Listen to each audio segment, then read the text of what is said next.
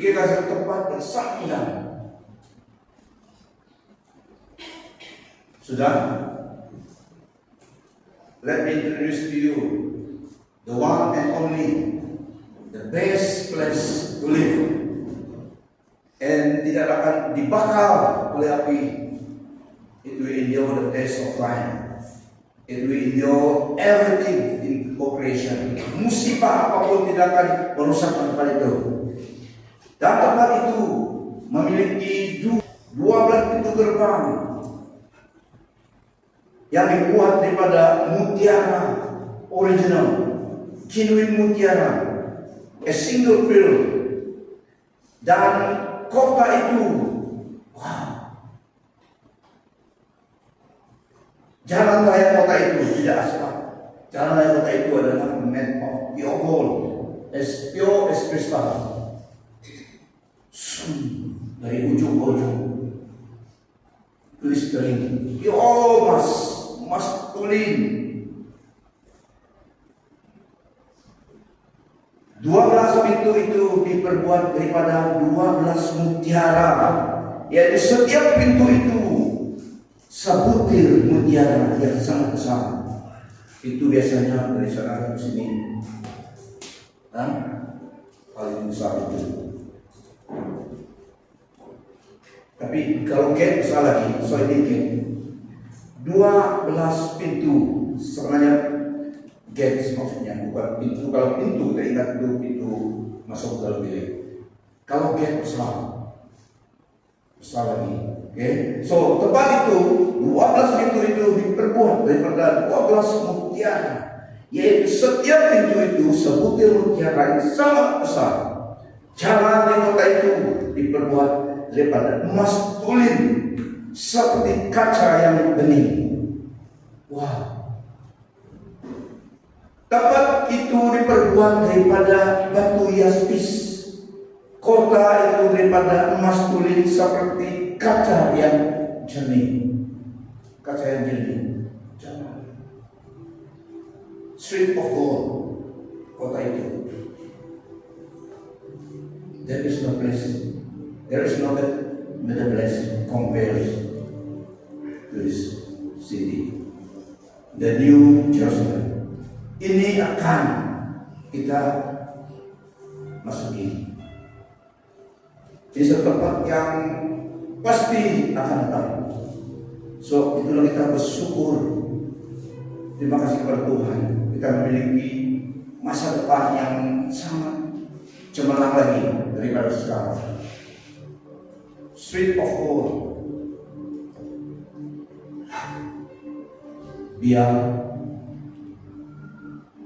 pekerjaan ini juga 1 menit stop in spirit, disertakan dalam hati kita dalam roh kita. Just imagine kota itu dan semua orang gembira. Kaulah segalanya di dalam hidup. Semua syukur hanya pada Tuhan. Hati kita penuh dengan kegirangan, gladness kepada Dia, Tuhan kita. Dia mempunyai tempat itu. Yang welcome kita, yang menyediakan tempat golongan kita, dengan darahnya menebus kita, to make it possible for us to inherit the blessing of God. Dia memberikan segala-galanya untuk saudara dan saya. Dia memberikan segala-galanya, whatever it takes to make it possible for a dream to come true. Lihat muka orang semua ceria-ceria, tidak ada stres, tidak ada takut. We never grow old. Amen. Tak perlu make up.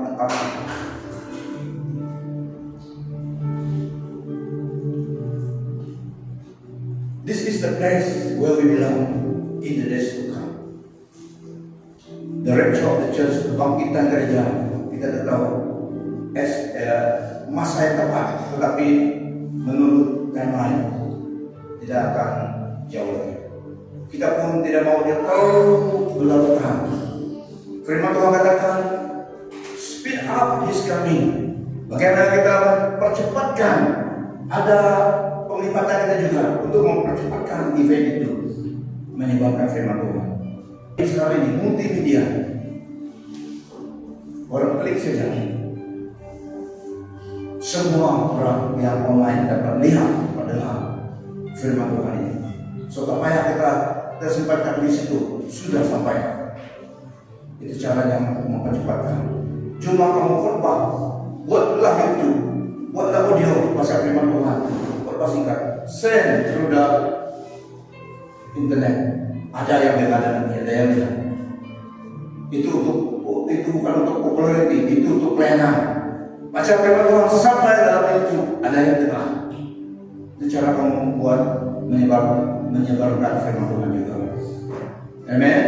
Semua kita akses kepada itu. Kalau tidak kenal kenapa ada satu dua yang lihat dan dengar, saudara sudah. Amen. Nanti di surga ada lihat. I come to Christ, I came to Christ because buat kamu. Saya dengar buka radio untuk kamu yang baca firman Tuhan. Saya tahu firman Tuhan. Jadi itu satu cara pelayanan yang mempercepatkan kedatangan Tuhan, karena orang harus mendengar Injil supaya diadili dengan keadilan.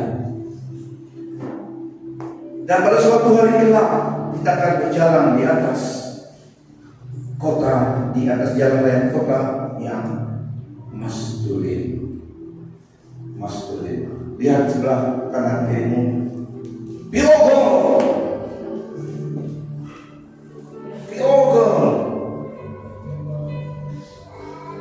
Tapi itu bukan topik kita pada pagi ini. Itu introduksinya supaya kita ada excitement bahwa kita sebenarnya on the road, on the destiny to inherit the blessing of God. Yang pada pagi hari ini sambungkan dengan satu topik lagi, 9 deskripsi siksaan, or 7 descriptions of hell. 7 description of hell, 7 deskripsi, 7 gambaran siksaan neraka. Dalam firman Tuhan, saya cuma menerangkan, menjelaskannya saja. Wahyu 20 ayat 14 sampai 15. Kemudian maut dan alam maut ditumbangkan ke dalam lautan api. Inilah kematian kedua, yaitu kematian di lautan api. Sesiapa yang tidak tertulis namanya di kitab hidup dicampakkan ke dalam lautan api. Lalu maut dan kerajaan maut itu dilemparkanlah ke dalam lautan api. Itu kematian yang kedua, lautan api. Dan setiap orang yang tidak ditemukan namanya tertulis di dalam kitab kehidupan itu, ia dilemparkan ke dalam lautan api. That is the final destiny iblis dan orang yang disesatkan olehnya. 9 tempat penderitaan, 9 descriptions of hell. Yang pertama, tempat yang pertama deskripsi tentang siksaan kekal alias neraka adalah tempat itu adalah tempat penderitaan dan kesengsaraan. Ini dalam Roma 2 ayat 9. Tempat itu penderitaan dan kesesakan. Penderitaan dan kesesakan akan menimpa setiap orang yang hidup, yang berbuat jahat. Pertama-tama orang Yahudi dan juga orang Yunani. Yahudi dan Yunani represent semua bangsa di dunia ini. Karena kalau kita bukan Yahudi, kita adalah orang Yunani. Jews memang Jews. Kalau kita bukan Jews, Gentiles. So semua bangsa lain adalah Gentiles. Orang Italia, orang Rom adalah Gentiles. Orang kaya Artinya semua dari Gentile, Slav, semua orang Gentile. Yahudi adalah Jews, dan semua manusia yang tidak ada kesempatan menerima penderitaan, kesesakan, semuanya, tidak kecuali bangsa lain. So, tempat penderitaan dan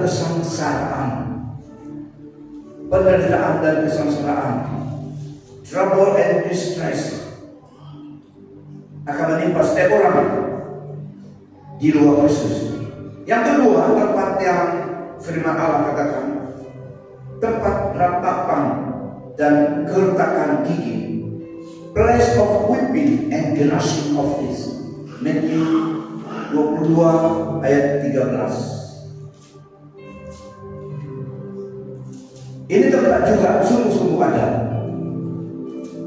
Firman Tuhan beritahu kita supaya kita tahu tempat ini sungguh ada. Tempat ratapan dan keretakan gigi. Raja itu pun berkata kepada hamba-hambanya, ikat kaki dan tangan orang ini, buangkan dia ke dalam kegelapan di luar. Di sanalah akan terdapat ratapan dan keretakan gigi. Place of weeping, grass of teeth. Sangat sengsara sehingga gigi pun berlatah. Yang ketiga, tempat itu tempat kebinasaan dan tempat yang tersingkir kekal, everlasting destruction. 2 Tesalonika 1 ayat 9. Ini adalah deskripsi tentang hukuman sisa kekal alias neraka. 2 Tesalonika 1 ayat 9. Mereka akan dihukum dengan kebinasaan selama-lamanya, tersingkir dari hadirat Tuhan kita dan kemuliaan kuasanya. Loneliness, tersingkir selama-lamanya, bukan 10 tahun, bukan 1000 tahun, selama-lamanya. Dihukum dengan kebinasaan selama-lamanya, tersingkir dari hadirat Tuhan.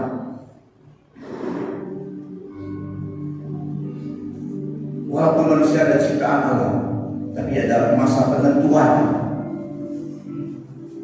Setelah grace period, masa anugerah terutama, Tuhan akan meletakkan satu timeline untuk menghakimi. So, pada masa ini mereka yang tidak ada Kristus akan dilemparkan tempat ini, dipisahkan, disingkirkan, mengalami disingkirkan oleh Tuhan, kebinasaan kekal. Dan seterusnya yang keempat, tempat itu tempat relau, berapi, ratapan dan keretakan gigi, a fiery furnace. Matthew 13 ayat 42 dan 50. Mereka akan dihumbankan ke dalam relau yang berapi-api, tempat ratapan dan keretakan gigi. Orang durjana itu akan dihumbankan ke dalam relau yang berapi-api, tempat ratapan dan keretakan gigi. Dari Yohanes, di mana Yohanes ini memberi kita satu gambaran di mana tempat membakar sesuatu dan apinya terus menyala. Itu deskripsi keempat tempat itu, tempat relau, berapi, ratapan dan keretakan gigi. Yang kelima, tempat itu adalah tempat gua gelap gulita sepi, a gloomy dungeons. 2 Petrus 2 ayat 4.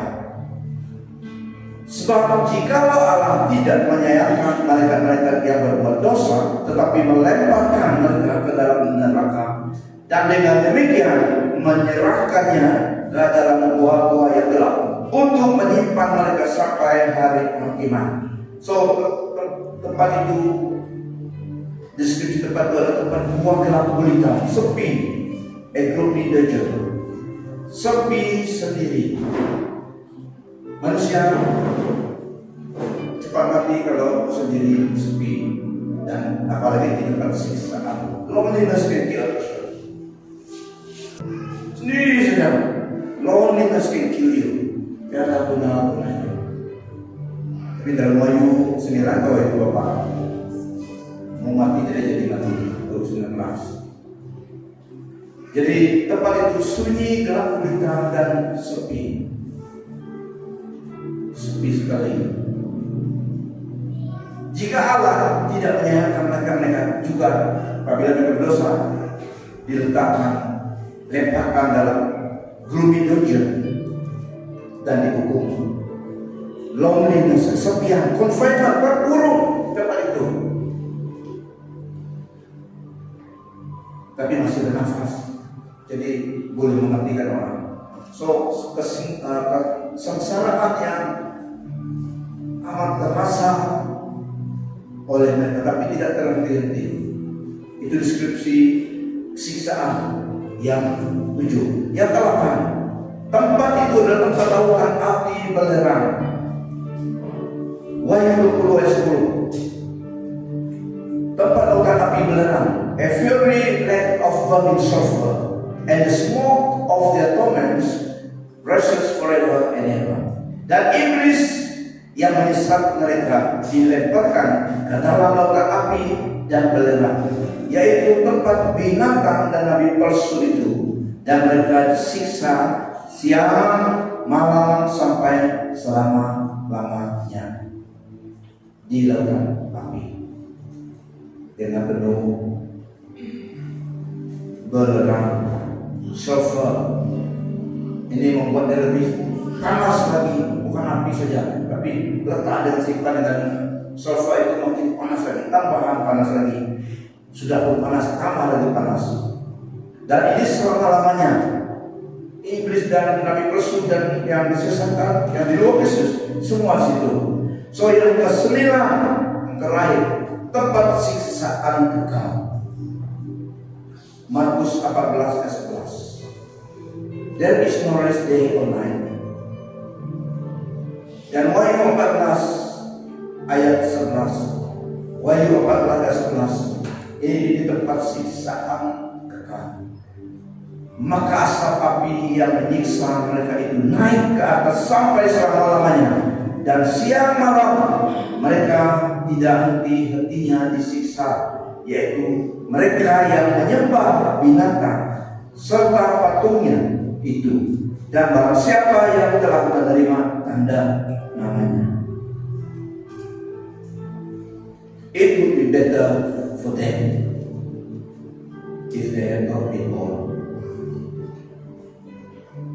So ini tempat 9 description, place of command alias neraka yang nyata, yang sedang beroperasi dan akan terus.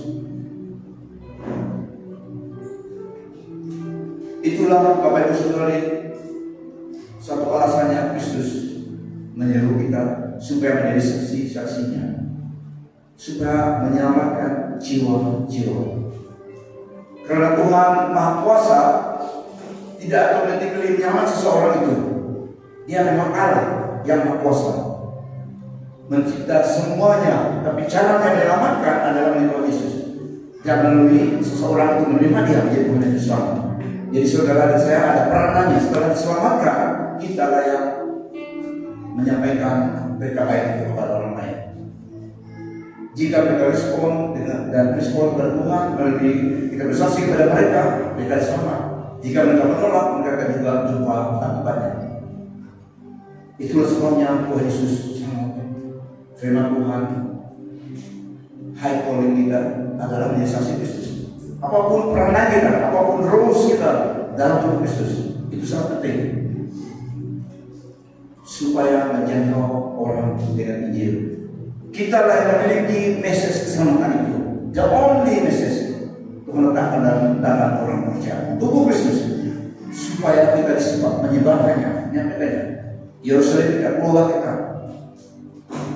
saudara mana kita, kepada orang lain, worldwide. Kita di sini senang, masih bagus, relax, memuji Tuhan, menyembah Tuhan, mendengar firman Tuhan. saudara-saudara kita di Afghanistan, di Teheran dan yang lain, North Korea, mereka susah berkumpul. Itulah permohonan mereka yang kita berdoa di dalam hari 3 itu. Permohonan mereka berdoa untuk kami Kristen di Afghanistan, mereka berdoa. Karena pestanya dan mereka juga berlari bersembunyi tempat pindah-pindah. Karena orang Hamas, Hizbullah Hamas itu mereka mau menghapuskan. Tapi mereka katakan, meskipun kami mati, kami tetap iman pada Yesus Kristus. Just imagine, tidak ada tempat place worship mereka. Underground, itu pun rumah ke rumah dicari. Sehingga pastor itu yang mama mereka, leader mereka, yang keluarganya harus from house to house mereka terlindung. Memang ada yang believers juga, anggota mereka juga. Tapi mereka tidak bisa, mereka sudah established di mana mereka berdoa. Banyak tempat di dunia ini, tapi it's okay. The thing that really matters is that Christ in you, the hope of glory. Amen. Saya katakan, apa gunanya? What profit a man if he gain the whole yet forfeit his soul? Jadi dibandingkan dengan harga jiwa seorang itu, dunia ini tidak cukup dibandingkan, digantikan. So mereka yang dalam keadaan demikian memang enggak teguh dan iman. Tapi Tuhan punya cara memelihara umatnya. Dan melalui doa kita juga kita send support, send pertolongan. Dan kita berdoa kepada kita. Itulah kita juga accountable kepada orang lain, saudara-saudara kita yang seiman. Dalam hidup ini, we are accountable to one another, especially in the body of Christ. That's why God suruh kita accountable before Him, before man, untuk intercede, untuk doa syafaat untuk orang lain, untuk menjadi kesenangan dan juga. Karena one of these days, peluang itu akan hilang, peluang itu tidak akan lagi. So this is the moment, this is the time, this is the moment kita lakukan itu. Hidup ini adalah kesempatan. Amen. Hidup ini adalah peluang oleh Tuhan. Karena we are heading on to eternity. We are heading on to eternity. And the lost mereka jika tidak selamat, inilah pertanda. Bukan 1000 tahun perlawannya. Tapi kita akan step into eternity. Sudah 1000 tahun bersama Kristus di dunia yang telah dirubah oleh Tuhan. Kita masuk dalam era eternity of eternities. That's why kita hidup untuk Tuhan at all costs. Tapi di time lain Tuhan segera akan mengangkat gerejanya. Tidak ada 50 tahun sampai 50 tahun, tetapi kita tetap cepat lagi lebih bagus.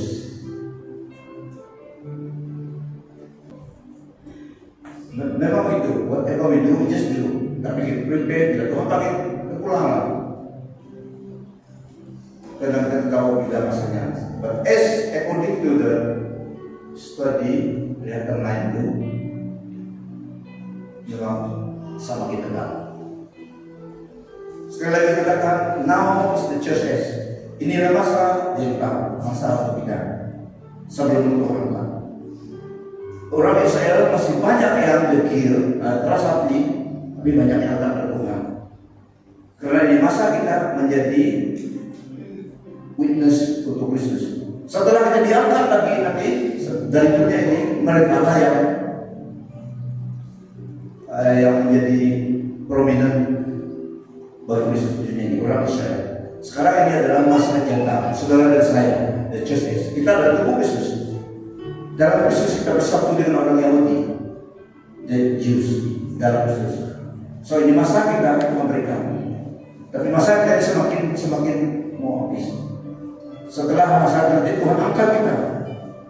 Dan di dunia ini orang Yahudi, the Jews yang prominent dalam penginjilan, 188.000 penginjil itu mereka bersaksi. Kita di surga 7 tahun. Pasti turun dan kita bersama dengan mereka sama Kristus di dunia ini 1000 tahun dari kita. Setelah itu dia dilepaskan sementara, dia masih berjaya aja. menggoda, menyesatkan orang yang hidup dalam 1000 tahun itu. Bayangkan dalam 1000 tahun di dunia ini ada yang kawin lagi, banyak beranak lagi. So mereka dilayar bawa keputusan terima Tuhan atau menolak Tuhan. Mereka dilayar iblis sesat, dan di peperangan Gog dan Magog itulah tentera mengikuti iblis seperti pasir. Tapi kita yang dari surga tadi, kita tidak mati-mati lagi, dan kita tidak kembali lagi. Kita harus seperti mereka juga. Pemerintah Tuhan Yesus 1000 tahun. Tapi mereka yang hidup di dunia ini, yang masih di dunia ini waktu itu, mereka yang hidup dan kawin-kawin, punya anak, buat rumah tangga, sebagainya. Wow, sementara Kristus yang memerintah dari Yerusalem, King of King, 1000 tahun itu, damai saja. Tapi masih manusia diberi kebebasan untuk memilih atau menolak Tuhan. Meskipun mereka melihat dia di Yerusalem melalui TV 17, lihat saja. TV 1, TV 17 ya. Yesus yang khotbah, bukan khotbah, dia memerintah, giving orders dari Yerusalem. Jadi kita yang sini yang diberi peranan, apapun keren kita nanti, kita yang melakukannya. Mungkin kita dalam kabinet Tuhan. So inilah masanya kita maka kita lama Tuhan datang sedia bagi desain. Tapi 1000 tahun itu ada yang berenang-renang di manusia yang ini. After the millennium, iblis dilepaskan dari penjaranya. Dia dilepaskan dari penjara sementara. Dia percaya pergi keliling dunia. Dan banyak yang disesatkan sehingga mereka mau pergi serang Yerusalem, kota yang Allah cinta. Tentera mereka seperti pasir. Sungai Fred dikeringkan supaya senang mereka jalan. Tapi Tuhan dengan hembus nafasnya, kuasanya saja. Dan waktu mereka usaha pergi ke Yerusalem untuk mengebom kota itu, tidak sempat. Tuhan dengan api dari surga menghanguskan semua mereka. So Tuhan bawa kita masuk ke dalam eternity.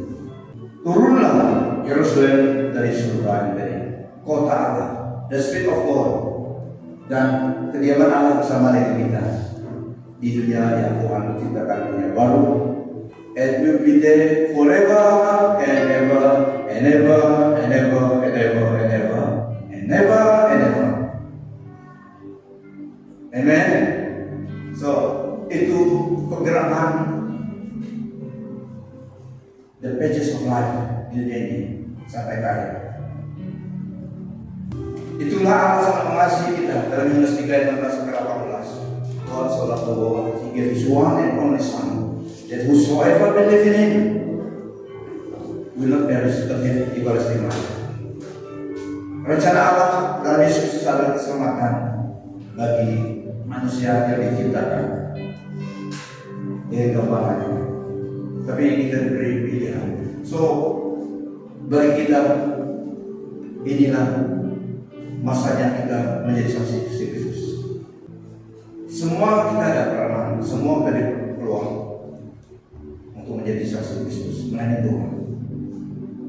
Ya Bapa yang mengasihi